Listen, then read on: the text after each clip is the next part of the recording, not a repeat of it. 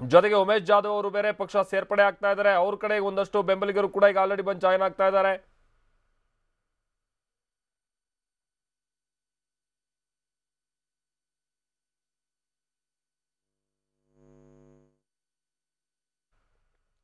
ಪ್ರತಿನಿಧಿ ಸುರೇಶ್ ಹೇಳ್ತಾ ಇದ್ರು ಹೆಚ್ಚು ಕಡಿಮೆ ಒಂದು 10,000 ಅಷ್ಟು ಮಂದಿ ಉಮೇಶ್ ಜಾಧವ್ ಅವರ ಬೆಂಬಲಿಗರೇ ಈಗ ಅಲ್ಲಿ ಬಂದು ಸೇರ್ತಾ ಇದ್ದಾರೆ ಅಂತೇಳಿ. ಬರ್ತಾರೆ ಎಲ್ಲರೂ ಉಮೇಶ್ ಜಾಧವ್ ಅವರ ಪರವಾಗಿ ಜಯ ಘೋಷಗಳನ್ನ ಮೊಳಗಿಸ್ತಾನೆ ಬರ್ತಾ ಇದ್ದಾರೆ. ಇನ್ನೊಂದ್ ಕಡೆ ಉಮೇಶ್ ಜಾಧವ್ ಅವರು ಕೂಡ ನೋಡ್ತಾ ಇದ್ದೀವಿ, ಯಡಿಯೂರಪ್ಪನವರು ತಮ್ಮ ಎಂದಿನ ರೀತಿಯಾಗೆ ಸ್ವಲ್ಪ ಗಾಂಭೀರ್ಯದಲ್ಲೇ ನಿಂತಿರುವಂತ ಹಾವಭಾವವನ್ನು ಗಮನಿಸ್ತಾ ಇದ್ದೀವಿ. ಬಟ್ ಉಮೇಶ್ ಜಾಧವ್ ಅವರು ಪಕ್ಷಕ್ಕೆ ಹೊಂದ್ಕೊಳ್ಬೇಕಲ್ಲ, ಅಕ್ಕಪಕ್ಕದ ನಾಯಕರೆಲ್ಲ ಬಂದು ಅವ್ರಿಗೆ ಹೆಂಗೆ ವರ್ತಿಸ್ಬೇಕು ಎಲ್ಲ ಕೊಡ್ತಾ ಹೇಳ್ತಾ ಇದ್ದಾರೆ. ಮೊದಲಿಗೆ 2 ಕೈ ಬೀಸಿ ಜನರ ಕಡೆಗೆ ಖುಷಿ ವ್ಯಕ್ತಪಡಿಸ್ತಾ ಇದ್ರು. ಈಗ 2 ಕೈ ಬೇಡ, ವಿಕ್ಟ್ರಿ ಸಿಂಬಲ್ ತೋರಿಸಿ ಅಂತ ಯಾರೋ ಹಿಂದ್ಗಡೆ ಬಂದು ಹೇಳಿದ್ರು. ಹಾಗೆ ವಿಕ್ಟ್ರಿ ಸಿಂಬಲ್ ತೋರಿಸ್ತಾ ಇದ್ದಾರೆ, ಕೈ ಮುಗಿದು ಜನರೆಡೆಗೆ ತಾನು ಬಿಜೆಪಿ ಸೇರ್ಪಡೆ ಆಗ್ತಾ ಇರುವಂಥ ಈ ಸಂದರ್ಭವನ್ನು ಬಹಳ ಖುಷಿಯಾಗಿ ಅವರು ವ್ಯಕ್ತಪಡಿಸ್ತಾ ಇದ್ದಾರೆ.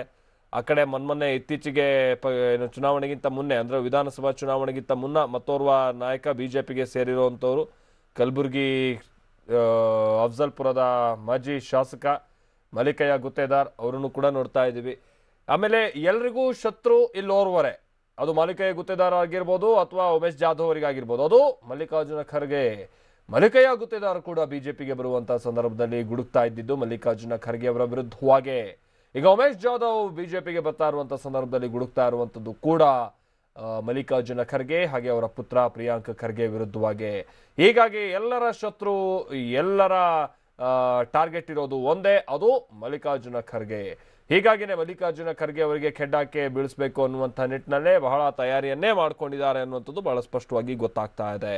ಆದರೆ ಈ ಬಾರಿ ಇವರು ಯಶಸ್ವಿ ಆಗ್ತಾರಾ ಅನ್ನೋದಕ್ಕೆ ಲೋಕಸಭಾ ಚುನಾವಣೆಯ ಫಲಿತಾಂಶ ಬಂದ ನಂತರದಲ್ಲಿ ನಮಗೆ ಗೊತ್ತಾಗುತ್ತೆ. ಸೊ ಮಲ್ಲಿಕಾರ್ಜುನ ಖರ್ಗೆ ಅವರು ಹೇಳಿ ಕೇಳಿ ಕಲಬುರಗಿ ವಿಚಾರವಾಗಿ ನೋಡೋದಾದ್ರೆ ಅದು ಅವರೊಂದು ರೀತಿ ಸೋಲಿಲ್ಲದ ಸರದಾರ. ಆಮೇಲೆ ಕಲಬುರಗಿಯಿಂದ ಈಗ ಆಲ್ರೆಡಿ 2 ಸಲ ಸ್ಪರ್ಧಿಸಿ ಅವರು ಗೆದ್ದಿದ್ದಾರೆ. ಮೊದಲ ಬಾರಿಗೆ ಬಹಳ ರೋಚಿತವಾದಂಥ ಗೆಲುವು, 2ನೇ ಬಾರಿಗೆ ಗೆಲುವಿನ ಅಂತರದಲ್ಲಿ ಸ್ವಲ್ಪ ಕಮ್ಮಿ ಆಗಿದ್ದು ಕೂಡ ಈ ಬಾರಿ ಅವರಿಗೆ ಗೆಲುವು ಅಷ್ಟು ಸುಲಭ ಇಲ್ಲ ಅನ್ನೋ ರೀತಿಯಲ್ಲಿ ಅನಿಸುವಂಥ ರೀತಿಯಲ್ಲಿ ಮಾಡಿದೆ. ಹಿಂದೆ ಗುರುಮಠಕಲ್ ಕ್ಷೇತ್ರದಿಂದ ಅವರು ಶಾಸಕರಾಗಿ ಬಹಳ ಸಂದರ್ಭದಲ್ಲಿ ಆಯ್ಕೆ ಆಗಿರ್ಬೋದು, ಜೊತೆಗೆ ಸಂಸದರಾಗಿಯೂ ಕೂಡ ಪದೇ ಅವರು ಆಯ್ಕೆ ಆಗ್ತಾ ಇರಬಹುದು. 2 ಬಾರಿ, 3ನೇ ಬಾರಿ ಹ್ಯಾಟ್ರಿಕ್ ಗೆಲುವಿನ ನಿರೀಕ್ಷೆಯಲ್ಲಿರ್ಬೋದು. ಬಟ್ ಕಳೆದ ಬಾರಿ ರೇವನಾಯಕ ಬೆಳಮಗಿ ವಿರುದ್ಧವಾಗಿ ಅವರು ಸ್ಪರ್ಧಿಸಿದ ಸಂದರ್ಭದಲ್ಲಿ ಗೆಲುವಿನ ಅಂತರ ತುಸು ಕಮ್ಮಿ ಆಗಿತ್ತು.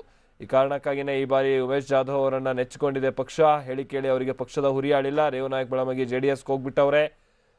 ಈ ಕಾರಣಕ್ಕಾಗಿಯೇ ಉಮೇಶ್ ಜಾಧವ್ ಅವರಿಗೆ ಈ ಮಟ್ಟಿಗಿನ ಪ್ರಿಫರೆನ್ಸ್ ಅನ್ನ ಕೊಟ್ಟು, ಈ ಮಟ್ಟಿಗಿನ ಪ್ರಾಮುಖ್ಯತೆಯನ್ನು ಅವರಿಗೆ ಕೊಟ್ಟು ಅವರನ್ನ